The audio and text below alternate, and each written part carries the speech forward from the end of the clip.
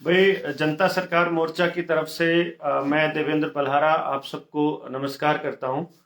और अ, कुछ लोग जो हैं वो मुझसे पूछते रहते हैं लगातार कि हमारी ज़रूरत पड़े तो बताना, हम आपके साथ हैं। और ये लड़ाई आपने बहुत बड़ी शुरू की है। उन सभी लोगों को मेरा बहुत बहुत आभार है जो लोग इस लड़ाई में साथ हैं हमारे, जो इस पूरे के पूरे प्रोपेगेंडा को समझते हैं। उन लोगों को तो मालूम है कि हम कितनी बड़ी लड़ाई लड़ रहे हैं और दुनिया की कितनी ताकतवर लोगों के साथ हमने पंगा ले लिया है, जो इन पॉलिटिकल पार्टीज को भी काबू में रखते हैं। तो उन सभी साथियों का बहुत बहुत आभार है जो हमारे साथ खड़े हैं इस लड़ाई में। महत्वपूर्ण बात यह है अभी के लिए जो आप लोगों से बात करनी थी, वो इसका मुद्दा यह था कि 7 तारीख को आपकी जरूरत पड़ी है हमें। 7 तारीख को, 7 फरवरी को पगड़ी संभाल जट्टा जो अ, किसान संघर्ष समिति है, किसानों के साथ लड़ाई लड़ रही है और जिसमें मनदीप नथवान भाई अगुवाई कर रहे हैं, और साथ में किसान संघर्ष समिति है, विकास सर भाई को तो आप जानते ही होंगे। दूसरा, और भी तमाम किसान संगठन मिल करके एक लड़ाई बुलंद कर रहे हैं, जिसमें मुख्य तौर पर जो फसलें खराब हुई किसानों की उसके मुआवजे के लिए, जो कर्जा माफी है उसके लिए, जितने भी लोगों का नुकसान हुआ है सरकार की बदौलत उसके लिए, जो किसानों के ऊपर मुकदमे थे जिनको वापस नहीं ले रही है उसके लिए, तमाम कुछ मुद्दों के लिए करनाल में सीएम सिटी में सेक्रेटरीट में इकट्ठा हो रहे हैं। तो मेरी गुजारिश है कि आप लोग वहां ज्यादा से ज्यादा संख्या में 7 तारीख को पहुंचे। हम लोग भी वहां पहुंच रहे हैं। जो जनता सरकार मोर्चा है उसका पूरा का पूरा समर्थन इस पूरे आंदोलन को है। जहां भी समाज के मुद्दे होंगे हम लोग साथ खड़े हैं और उस लड़ाई में साथ आगे आकर के हम लड़ाई को लड़ेंगे। अब क्योंकि करनाल में डिस्ट्रिक्ट एजुकेशन ऑफिस भी है, वहां डीसी भी है, और सरकार और मुख्यमंत्री का जो है वो आवास भी है, और सीएम सिटी कहलाता है। तो एक बहुत अच्छा मौका है जब हम वहां पक्के मोर्चे गाड़ दें, जैसे दिल्ली में गाड़े थे, ताकि हरियाणा के लोग ये जान सकें कि दो जगह से चलता है हमारा प्रदेश, एक करनाल से और दूसरा चंडीगढ़ से। तो दोनों जगह मुख्यमंत्री के आवास है। हम पहले करनाल वाले पर चल के देखते हैं और उसके बाद चंडीगढ़ वाले के लिए प्लान बनाते हैं डिजास्टर मैनेजमेंट एक्ट के ऊपर।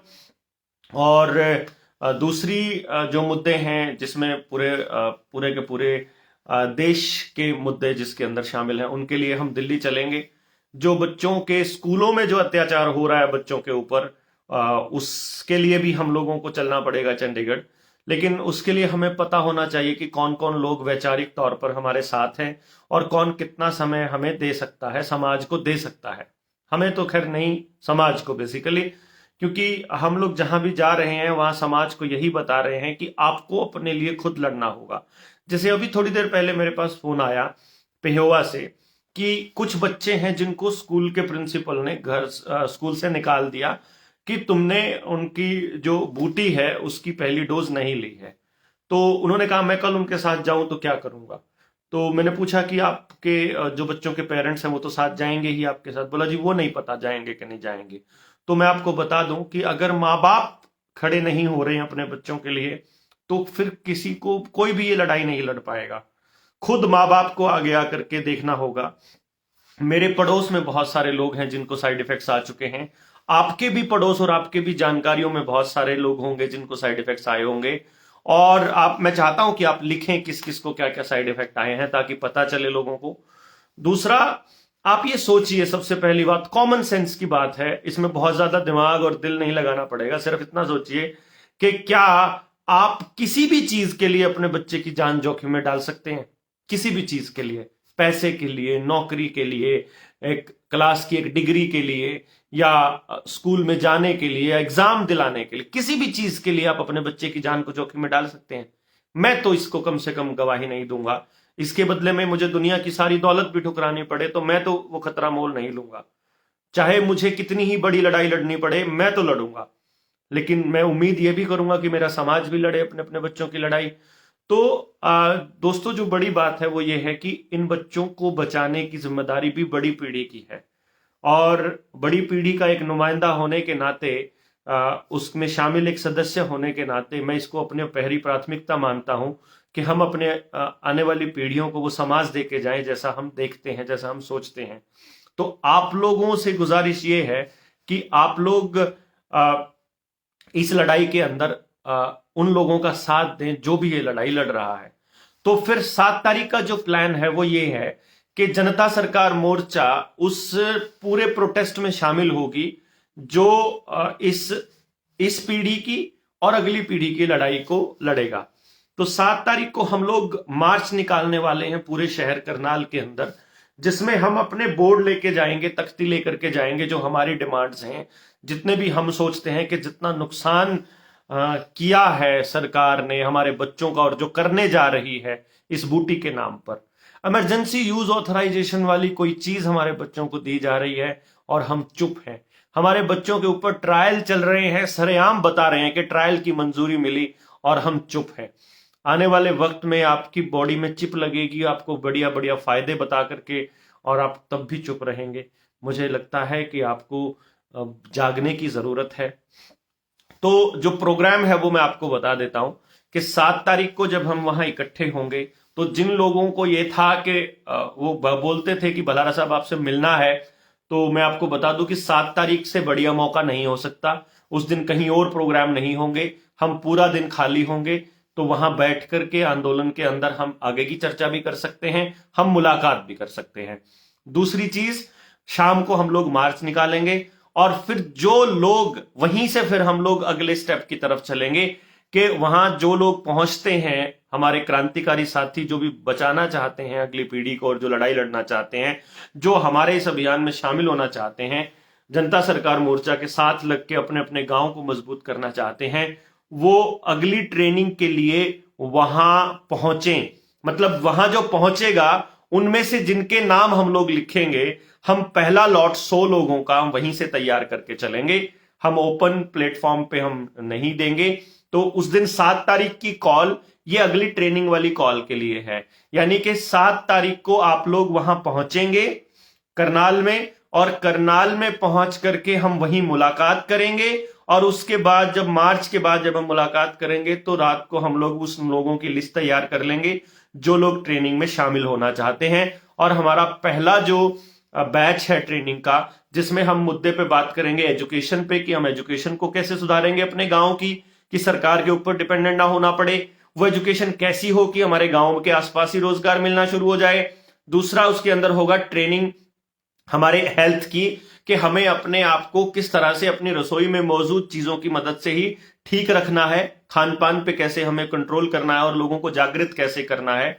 तीसरा, अपने स्कूलों को किस तरह से सेल्फ सस्टेन्ड बनाना है, अपनी एजुकेशन और अपनी खेती को किस तरह से सेल्फ सस्टेन्ड बनाना है गांव में जाकर के। तो इन सब चीजों के ऊपर जो भी जिंदगी के जरूरी अहम मुद्दे हैं, उन सभी मुद्दों के ऊपर बैठ के वहां चर्चा होगी ट्रेनिंग के दौरान।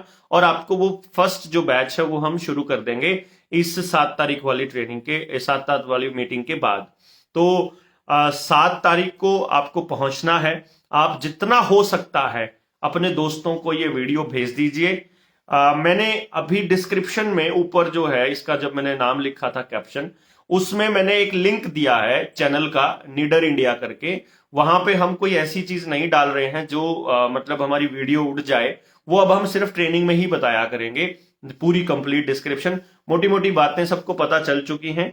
अब हम वहां, मैंने वो डाला है नीडर इंडिया का, उसको आप एक बार सब्सक्राइब कर लीजिएगा, जो बेल आइकन है वो दबा लीजिएगा। जनता सरकार मोर्चा का भी जो लिंक है वो मैं डाल देता हूं। तो ये वीडियो आपको जनता सरकार मोर्चा पे भी मिल जाएगी, आपको नीडर इंडिया वाले यूट्यूब चैनल पे भी मिल जाएगी, और मेरे इस चैनल पे भी मिल जाएगी, देवेंद्र बल्हारा, जो हिंदी में आईडी है। मेरा पेज है एक, उस पे भी मैं इसको डालूंगा। तो ताकि जितने ज्यादा लोगों तक पहुंच सके आप पहुंचाइए इसको। मैक्सिमम लोगों को आप बताइए कि जो मिलना चाहते हैं, जो लोग आगे इस लड़ाई में शामिल होना चाहते हैं एक्टिवली, वो वहां पहुंचे। हम कोई भी आंदोलन केवल इमोशंस में आकर के नहीं लड़ना चाहते, नहीं शुरू करना चाहते, क्योंकि जो ये लड़ाई है ये रोड रोकने की, रोड जाम करने की और इस तरह से आंदोलन में मुर्दाबाद जिंदाबाद की लड़ाई नहीं है। ये लड़ाई है उन लोगों से जो दुनिया के सबसे ताकतवर लोग हैं, और उनको हराने के लिए केवल एक ही चीज है कि आप गांव को सेल्फ सस्टेन्ड कैसे बना सकते हैं। अदरवाइज शहर सबसे पहले बर्बाद होने वाले हैं। शहरों को डिजिटल जेल बनाने वाले हैं ये लोग। गांव आजाद हो चुके हैं, गांव ने मुंह ढकना बंद कर दिया है। गांव में बहुत सारे गांव के अंदर, मतलब मैं ज्यादा नहीं कहता तो 80% गांव ने अपने स्कूल खुद खोलने का ऐलान कर दिया है। पहली से लेके 12वीं तक जहां टीचर्स नहीं है वहां खुद गांव के पढ़े लिखे बच्चे पढ़ाना शुरू कर चुके हैं। वहां पे अभी हम लोग बहुत जल्दी ही उन बच्चों के लिए ट्रेनिंग प्रोग्राम शुरू कर देंगे जो उन लोग पढ़ा रहे हैं, ताकि वो अपने अपने गांव को उस हिसाब से बचा सकें और अपनी एजुकेशन को उस हिसाब से डिजाइन कर सकें। तो शहर बचे हैं, शहर के लोगों को भी खुद आगे आना होगा। आपको 5G से भी पीछा छुड़ाना होगा। कल राष्ट्रपति की जबान से कहलवाया है मोदी जी ने कि भाई हम 5G देने जा रहे हैं लोगों को, और 5G कितना खतरनाक है इसके लिए आपको आप देखिए। एयर इंडिया ने अपने विमान रोक दिए हैं न्यूयॉर्क के हवाई अड्डे पर, क्योंकि उन्होंने कहा है कि वहां पे तो 5G इंस्टॉल हो गया और हमारा कम्युनिकेशन सिस्टम खराब होएगा, हम लोग नहीं कर सकते। बूटी के जो साइड इफेक्ट्स हैं उसमें हार्ट अटैक एक बहुत बड़ा कारण हो रहा है। तो जिन लोगों ने बूटी ली हुई है ऐसे लोगों को पायलट वाली पोजीशन पर रखने में खतरा मान रही हैं एयरलाइंस। तीसरा मैं आपको बताऊं, ड्राइवर्स भी बहुत खतरनाक हैं। तो जिन्होंने बूटी ले ली है कोशिश कीजिएगा आप ड्राइव ना करें, क्योंकि चलते चलते अब आपको कोई भी साइड इफेक्ट सामने आ सकता है। आई डोंट नो क्या हो सकता है। अच्छा, फिर तीसरा आप बताइएगा कि मतलब बहुत अच्छा, एक और बात चीज मैं आपको बता रहा हूं कि 2010 के बाद भारत के अंदर रेडिएशंस के ऊपर कोई रिसर्च नहीं हुई है। तो इसका मतलब ये समझिए कि 4G और 3G ने आपका कितना नुकसान किया है आपके बच्चों का वो भी नहीं पता है। तो 5G कितना करने वाला है वो भी आपको नहीं पता है। Artificial intelligence, robotics, microchip, neural link, और आपको ये कहा जाएगा कि आपको बहुत बीमारियों से पीछा छुड़ाने के लिए है, लेकिन असल में ये आपको काबू करने के लिए है। टोटल कंट्रोल आ रहा है, सोशल क्रेडिट सिस्टम आ रहा है, डिजिटल करेंसी आ रही है, क्रिप्टो करेंसी में आपका पैसा इन्वेस्ट करके फिर बाद में उसको बर्बाद किया जाएगा। ये पूरा का पूरा खेल आपको समझना होगा कि आपका सारा पैसा ड्रेन हो रहा है, आपकी सारी मेटल्स ड्रेन हो रही है। आपका सोना भी ये लोग गिरवी रख लेंगे, आपका लोहा भी ये लोग, गाड़ियां भी आपकी वापस जब्त कर रहे हैं। तो आप मेटल भी आपके पास नहीं बचेगी, पैसा भी आपके पास नहीं बचेगा, और फिर आप खाना भी आपके पास नहीं बचेगा। किसान की फसल भी नहीं उगा पाएगा क्योंकि हार्प टेक्नोलॉजी आ रही है। तो वो उसको बारिश भी नहीं मिलेगी, जमीन से पानी निकालने नहीं देंगे, पानी का कानून आ जाएगा। सस्टेनेबल डेवलपमेंट प्रोग्राम के नाम पर, एनवायरमेंट के पोल्यूशन के नाम पर आप गोसे और लकड़ियां भी नहीं जला पाएंगे। तो गैस आपकी सप्लाई आपके इस बूटी के सर्टिफिकेट के ऊपर निर्भर होगी। तो मतलब ये जो चीजें हैं इनको आप समझिए, इसको पूरा का पूरा खेल समझिए। अभी तो एक डॉक्टर ने, एक पेरेंट ने, एक फादर ने, जो कि मेडिकल की स्टूडेंट थी लड़की, उसको मतलब साइड इफेक्ट हुआ और वो गुजर गई। 1,000 करोड़ रुपए का फाइन अभी जो है मुकदमा किया है नीलेश ओझा के थ्रू। बहुत बड़ी खबरें छपी हैं। बाकी आप समझिएगा, बीज इन्होंने सारे कंट्रोल कर ही लिए हैं। खेती वाले भी, डंगरों वाले भी, अब इंसान वाले बीज के ऊपर बात चल रही है। बीज नाश करने का जो खेल है इसको समझिए आप प्लीज। गांव वाले और शहर वाले सारे मिल करके इस लड़ाई को लड़ पाएंगे तो जीत पाएंगे। बाकी बहुत से जो समझदार लोग हैं जो शहर गए थे वो वापस गांव की ओर लौट रहे हैं। लोगों ने बाजार में इन्वेस्ट करना बंद कर दिया है, दुकानों में इन्वेस्ट करना और प्रॉपर्टी में इन्वेस्ट करना बंद करके जमीन, जो खेती वाली जमीन है, उसको खरीदना शुरू कर दिया है। और अब किसान के कर्जे की मात होगी, क्योंकि किसान की जमीनों को इस तरह से जाने नहीं दिया जाएगा हाथ से। ये जमीनें ही हैं जो बचा सकते हैं। गोदारा साहब कह रहे हैं 10,000 करोड़ का है। हाँ, कई जगह 1,000 करोड़ का, कई जगह 10,000 करोड़ का। यू आर राइट, 10,000 करोड़ की बात हुई थी। तो आप लोगों से गुजारिश ये है कि 7 तारीख को पहुंचिए, उस ट्रेनिंग का हिस्सा बनिए, और अगले जो पार्ट है वो अगला स्टेप वहीं से लिया जाएगा। अब हमारा टारगेट ये है कि इंफॉर्मेशन आपके पास ज्यादा से ज्यादा हो, गांव तक ज्यादा से ज्यादा लोग पहुंचे, और जो भी जनता सरकार मोर्चा के पास मुद्दे पहुंचते जाएंगे गांव के वालों के, उन्हीं मुद्दों को शामिल कर दिया जाएगा। और एक रोज, एक दिन हमें दिल्ली चलना ही है। दिल्ली का जो रामलीला मैदान होगा अब की बार, वो इस भारत का सबसे बड़ा ट्रेनिंग सेंटर बनेगा। हर मुद्दे की लड़ाई लड़ने की ट्रेनिंग हम अपनी अगली पीढ़ियों को देंगे वहां से। और यकीन मानिएगा, बहुत ही शानदार लड़ाई होगी ये। दिमाग से खेली जाने वाले लोगों के साथ हम लोग दिमाग से ही खेलेंगे। हम लोग समझाएंगे अपनी अगली पीढ़ियों को कि इन लोगों से कैसे बचना है और लगातार कैसे बचना है। तो रही बात डिजिटल स्कूल पर बोलने की, बात कह रहे हैं, ये आपने बोला है डिजिटल स्कूल पर भी बोलिए। कौन बोल रहे हैं? सॉरी। डिजिटल स्कूल पर एक ही बात बोलनी है कि पढ़ाई जो है वो ऑनलाइन पढ़ाई बर्बादी के अलावा आपको कुछ नहीं देगी। आपके बच्चे पूरी तरह से बर्बाद होने वाली कैटेगरी में आएंगे। और वो आप देख ही रहे हो, पिछले 2 साल में जिसको नहीं समझ आया आगे भी नहीं आएगा मुझे लगता है। और एक रिक्वेस्ट आई है जुड़ने की। कौन साथी हैं? मनोज माजरा। मैं तो आपको जानता नहीं हूँ सर मनोज जी। हम लोग मुलाकात करेंगे कभी। सॉरी, ये बैक चला गया। सॉरी मनोज जी, वो शायद वो कट गया वहां से। तो कोई नहीं, हम लोग ऐड करूंगा एक दिन, सभी दोस्तों को ऐड करके हम लोग बातचीत करेंगे। लेकिन फिलहाल ये जो लाइव है ये केवल इसलिए था कि आप ज़्यादा से ज़्यादा इसको शेयर करें, लोगों के साथ जो है वो बात शेयर करेंगे, इसको पहुंचाएंगे। और 7 तारीख को जितना हो सके आप लोग पहुंचेंगे। आपके पास 2 दिन है। अपनी तख्ती अगर आप ला सकते हैं, अपना कोई बैनर बनवा के ला सकते हैं, अपनी कोई टी शर्ट बनवा के ला सकते हैं जो लोगों को मैसेज दे। आप कुछ भी मतलब आप जहां भी जैसा भी आप मदद कर सकते हैं हमारे इस आंदोलन में, आपको आपका बहुत बहुत शुक्राना होगा। और न्यू वर्ल्ड ऑर्डर आ ही रहा है, ये 2 बार प्रधानमंत्री बोल भी चुके हैं। हम इतनी जल्दी जो है इन नस्लों को खराब होने नहीं देंगे। ना ही हम फसलों को खराब होने देंगे, ना ही हम नस्लों को खराब होने देंगे। रविंदर भाई बोल रहे हैं कि आने वाली नस्लों को अंधा और नपुंसक बनाने की कोशिश। बिल्कुल ठीक बात कह रहे हो आप। यही तो लड़ाई है, समझ में आएगा अभी। जैसे कि आप देख रहे हो कि गोदारा साहब कह रहे हैं कि मर जाएंगे बोटी नहीं लेंगे। बस यही खेल है, यही ये इतना ही बढ़िया है। आप लड़ाई जारी रखिए, अपने आसपास लोगों को जगाते रहिए। हम लोग पहुंचते हैं 7 तारीख को आपका लघु सचिवालय मिनी सेक्रेटरीट करनाल। 11 बजे हम लोग पहुंच जाएंगे। आप लोग भी पहुंचिएगा। हम सीएम साहब से पूछते हैं कि मालिक तुम हो कि मालिक हम हैं, क्योंकि हमारा जहां तक ख्याल है मालिक जनता होती है और मालिक जनता ही रहेगी। हमें आज़ादी से जीने का पूरा हक है। आप भी आज़ाद रहिएगा, अपने बच्चों को भी आज़ाद रहना सिखाइएगा, गलत को गलत कहना सिखाइए, सही को सही कहना सिखाइए, पार्टिसिपेट करना सिखाइए। केवल वोट डालना लोकतंत्र नहीं है, वोट डालने के बाद सरकारों को पंजों पे रखना भी लोकतंत्र है। तो आप लोग करिए। अभी आगे आने से लोग डर नहीं रहे हैं, अब खूब आगे आ रहे हैं। और अभी ऐसे लोगों की कमी बिल्कुल नहीं है जो मरने से नहीं डरते। हमें बहुत सारे लोगों की कॉल आई कि अब हम जान देने को भी तैयार हैं। तो भाई अभी हमें जान नहीं देनी है, अभी हमें जीतना है। हमें अपने बच्चों को लड़ना सिखाना है और इस लड़ाई को अभी शुरुआत करनी है हमने। हम कोई हम हिंसक होकर नहीं लड़ेंगे, हम कोई रास्ता जाम नहीं करेंगे, हम कोई इस तरह का काम नहीं करेंगे। हम उन लोगों की सप्लाई चेन को बंद करेंगे। और कैसे होगा, बैंकिंग को कैसे सुधरेगा, स्कूल एजुकेशन, हेल्थ, गांव, सब पे चलेगा।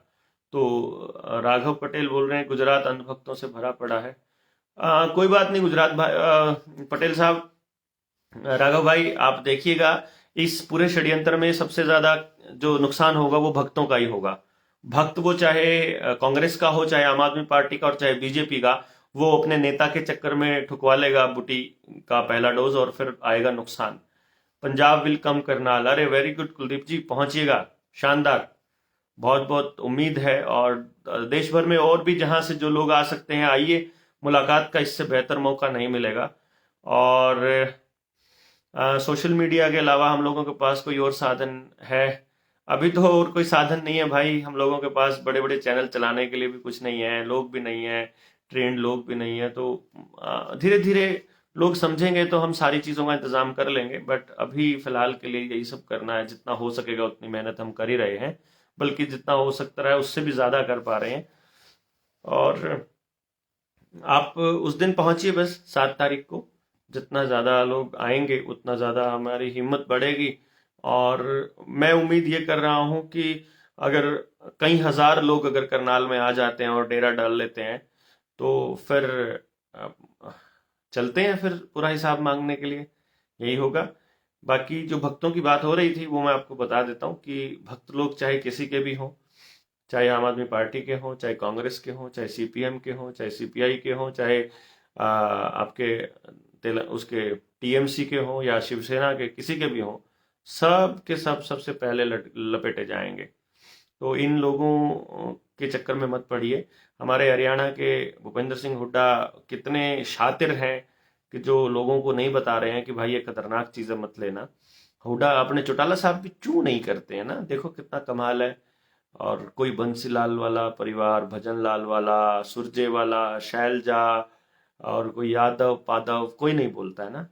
हमारा ये विधायक, हमारे असंध का विधायक, ये इतना मतलब निकम्मा है। हमने वोट दिया उसको, मतलब गोगी को, शमशेर गोगी को हमने वोट दिया है। पूछिएगा, हम उसको ये कह करके आए थे क्योंकि हमें बीजेपी को हराना और तुम कोई ऑप्शन नहीं है, इसलिए हम गोगी के साथ खड़े थे। पूरा गांव फफड़ाना साथ खड़ा था। और वो राधा स्वामी वाले के चक्कर में मतलब वहां पे कैंप लगवा रहा है वो आदमी, बता नहीं रहा उल्टा। मतलब ऐसे बुरे हाल हो गए हैं इन लोगों के, समझ में नहीं आता है कि ये लोग जनता के प्रतिनिधि होकर के उन कंपनियों की दलाली क्यों कर रहे हैं।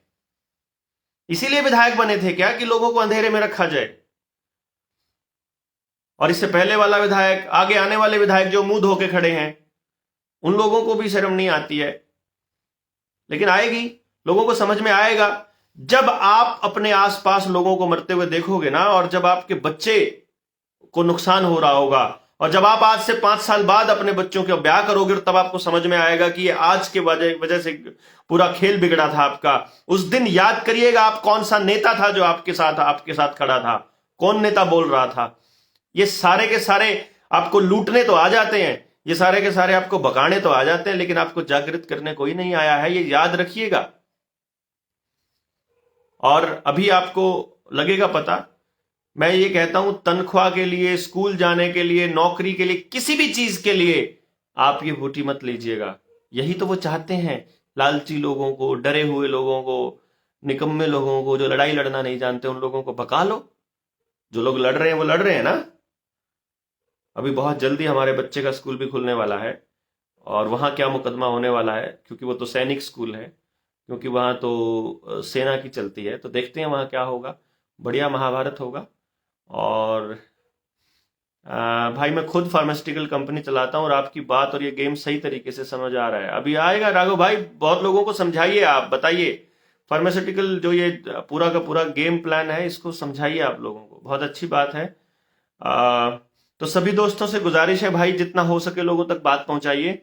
मैं यूट्यूब चैनल पे डाल दूंगा, उसका भी लिंक आप लोगों तक भेजिएगा। जो मैंने नीडर इंडिया वाला वो जो डाला हुआ है, उसको प्लीज आप सब्सक्राइब कर लीजिएगा, वो वाला लिंक भेजिएगा। क्योंकि बहुत सारे हमारे लोग ऐसे हैं गांव में जो इनके लिंक पे क्लिक करेंगे तो वो यूट्यूब पे तो पहुंच जाते हैं, फेसबुक उनको चलाना नहीं आता है। तो उनके लिए बढ़िया रहेगा यूट्यूब वाला लिंक। तो मैं यूट्यूब पे भी डालूंगा इसको, आप साथ को पहुंचिए। बहुत ज़्यादा बातें अभी नहीं कहनी थी। और बिल्कुल डांडा साहब, हम लोग और देवेंद्र बल्हारा तैयार कर रहे हैं, और जागरूक लोग तैयार कर रहे हैं। और आप लोग भी अपने इलाके में समझाते रहिए लोगों को, ज़्यादा से ज़्यादा लोगों तक पहुंचाइए ताकि ज़्यादा से ज़्यादा लोग जुड़ सकें। बहुत बहुत धन्यवाद। एक गुजारिश शिक्षकों से है, तो मेरे को बीजी दिखाई देगा, ऊपर बीजी आ रहा है, बीजी सुन रहा है भाई, बीजी कुछ लिख तो दे शेरे वाले। तो जय हो जय हो। तो बीजी भाई, अपने और शिक्षक जितने साथी हैं उन लोगों से भी गुजारिश है, अपने बच्चों को बचाइए। अपने बच्चों को ये बोल दीजिए कि हम आपको लेके आएंगे, हम आपको कहेंगे कि बूटी की पहली डोज लगाओ, नहीं तो आने नहीं देंगे। और आप अपने माँ बाप को ला करके यहाँ धरना दे दो, स्कूल के बाहर धरने देने पड़ेंगे, टीचर्स को समझाना पड़ेगा, डीओज के वहां धरने देने पड़ेंगे और डीसी दफ्तर के वहां।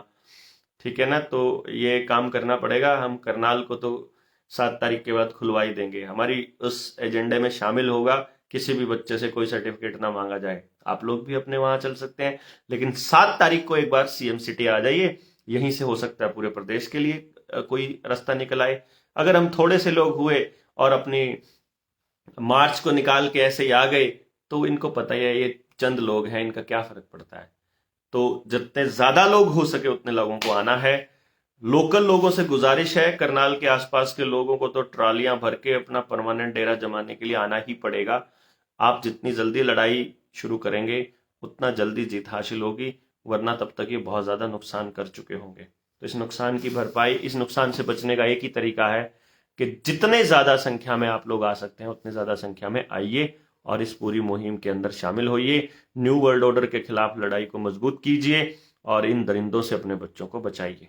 धन्यवाद। शेयर जरूर कर दीजिएगा जितना हो सके प्लीज।